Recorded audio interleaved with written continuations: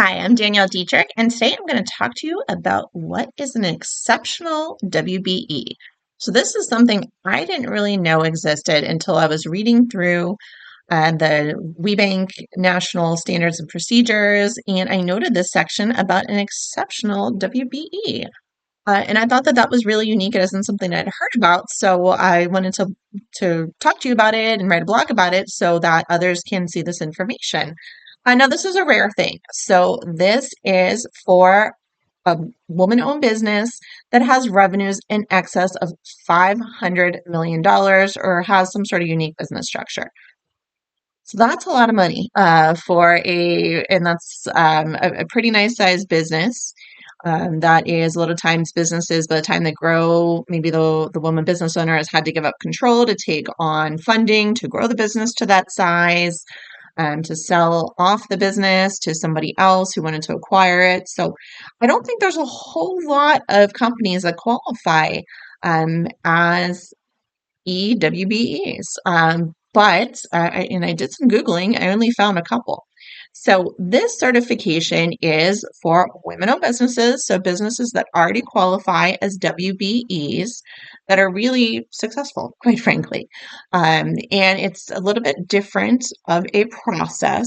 So the first step is you apply for certification and you complete a certain affidavit and submit the supporting documentation to WeBank's regional partner organization in your area, or RPO.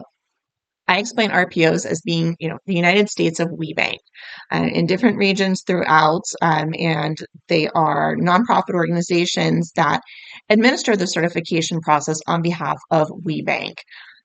So here, I'm located in Pittsburgh. My RPO for businesses in my area that want the certification is WeBank East, and they're based in Philadelphia.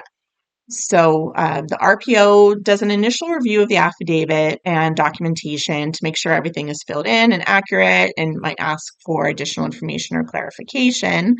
And they're going to conduct a site visit. And it doesn't say for sure, but I would think this one would be in person and not a virtual. I would think, but could still be virtual, to verify the information and verify that the woman actually owns and controls the business. So once the RPO determines that, yeah, I think this business meets the criteria for an EWBE designation, it then has to send the file and application to WeBank National Headquarters for further review by the National Certification Review Committee. That committee is an ad hoc committee of the National Certification Committee of WeBank, and that committee is responsible for developing and maintaining the standards and procedures for WBE certification. So this ad hoc committee, it consists of corporate, government, and WBE representatives, and there's usually an attorney, a CPA, and other experts as needed to help explain things, which, when you've got a business that is 500 million or more in revenue, it's going to be a little more complex than a little, a smaller one-person organization. So that committee looks at the file and makes a recommendation based on the expertise in that group that the RPO may not actually have. So it makes a recommendation to the RPO's executive director or president, who then makes the final certification decision and notifies you of the outcome within 7 days. And so if you're approved, yay, you get an awesome certificate and you get to say that you are an EWBE. And for the few organizations that I found that achieved this certification, they really did sort of a PR blast about this. And it was, it's pretty noteworthy, I think, of an accomplishment. So wanted to tell you all about this. And hey, maybe your business will grow to meet that standard to be considered an exceptional WBE. That would be awesome.